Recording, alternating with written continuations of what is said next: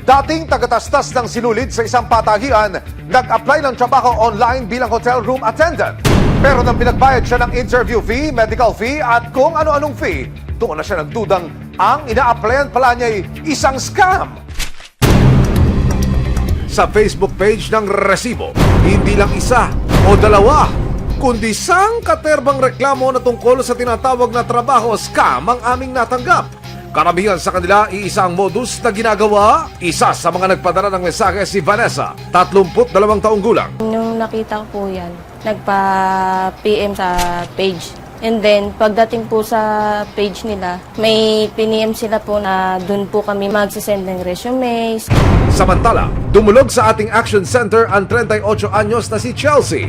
Hindi niya rin tunay na pangalan. Nainganyo po ako, ma'am, kasi wala po silang age limit. Tapos, nandun po yung mga position na fit po talaga sa akin. Reklamo nila, isang recruitment agency sa Quezon City ang nambibiktima raw ng mga aplikante.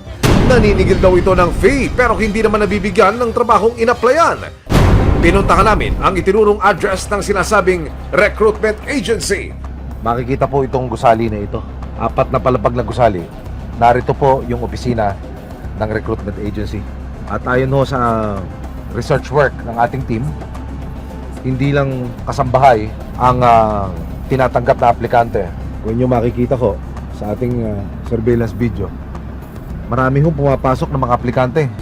Sa labas ng building na ito, makikita ang isang gray na gate sa bandang kanan.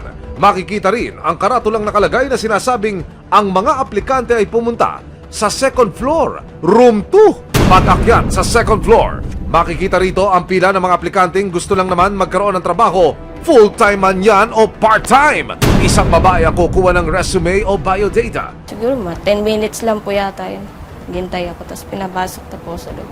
Kumbaga, pag may after silang na-interview sa loob, magpapapasok po sila ng isa. Dito na magaganap ang job interview. Educational background, mga working experience po namin, yun po. Based po din dun sa resume po namin.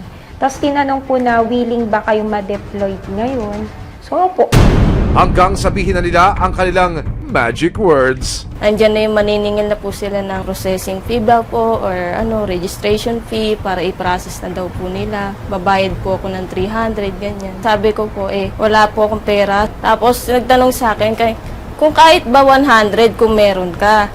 Sabi ko, wala po. Sabi niya, kahit 50 na lang. Si Vanessa, matapos malaman na mayroong babayaran, hindi na tumuloy sa kanyang pag-apply. Habang si Chelsea naman, kasama ng kanyang boyfriend, nagpatuloy sa kanilang job application. Ayon kay Chelsea, sumunod silang pumunta sa Muñoz sa Quezon City para sa medical exams. Nagulat po ako na hiningan kami, ma'am, ng 1,200 for medical po daw. Hanggang sa ituro sila sa Novaliches para raw sa kanilang deployment. Hiningan po siya ng another 400. Tapos after po nun, dadalin po daw siya sa Makati. Aba, pasa-pasa, no? Hindi pa man nagkakapagtrabaho, 1,800 pesos na ang nasingil kila Chelsea.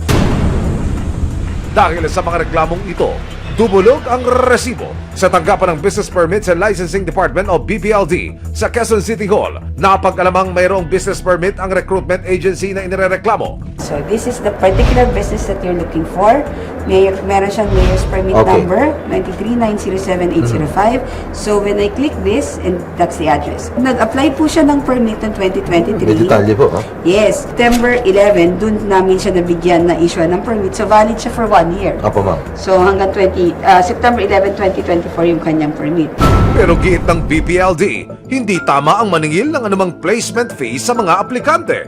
Ano po ang nadiskubre ng inyong team dito po sa negosyo na ito? Meron naman po silang permit at compliant po sila sa lahat ng regulatory requirements. Kaya lang po, dapat hindi sila gumagastos unnecessarily hanggat hindi pa sigurado na may trabaho silang mapapasukan. Bago ka pag-gastusin for medical or for whatever, alam mo na, meron ka ng notice na hired ka.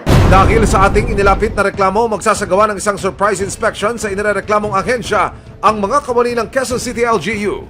Alas 2:30 ng hapon natapos na po ang briefing at mula po rito sa Quezon City Hall, tutulak na yung mga kagawad ng Bureau of Permits and Licensing Division ng Quezon City Hall maging yung mga taga Public Employment Services Office para ho inspeksyonin yung tanggapan ng recruitment agency. Pagdating sa agency, kinatok na ng BPLD ang opisina ng agency. Pero teka, pinagsaraduhan ng mga kawani ng gobyerno? Bakit naman po ganon? Natatnan din namin ng ilang mga aplikante.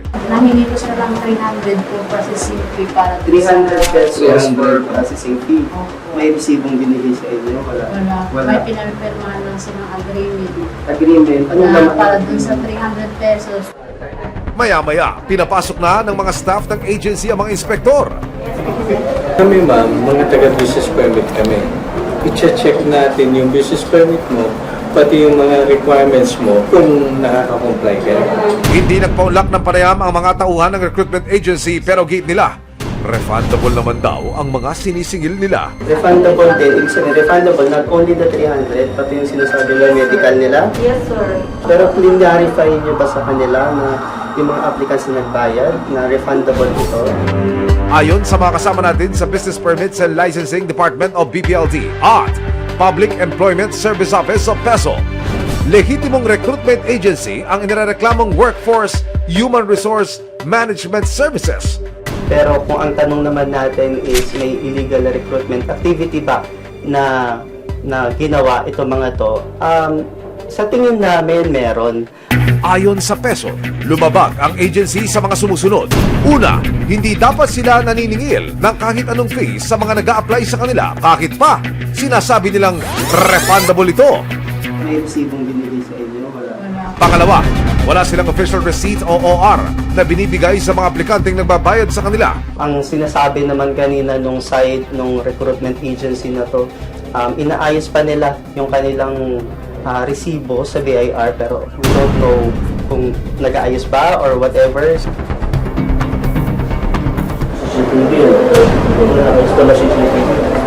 Pangatlo, ayon sa ordinansa sa Quezon City, ang bawat business establishment sa lungsod ay dapat mayroong closed-circuit television o CCTV camera. Walang CCTV camera ang agency sa kanilang opisina. At pang-apat, expired o hindi pa nagre-renew ng ahensya ang kanilang barangay certificate. Noong 2023 pa po ito, kailan ito? Nung pagbukas, di ba? Okay. Iakyat ng Quezon City LGU ang report na ito sa Department of Labor and Employment para mas matignan ang kalakaran ng ahensya. Paalala rin nila sa mga aplikante para makasiguro. Maging vigilant lang sila, maging mapanuri. Sa huli, pinayuhan ng mga kawani ng BPLD at Employment Services and Recruitment Agency. Iwasan na nila, tigil na nila. Kapag ginawa nila yan, isang complaint lang ng mga naperwisyo nilang tao, habulin talaga at habulin sila ng batas. So itigil na nila yan hanggat maaga pa.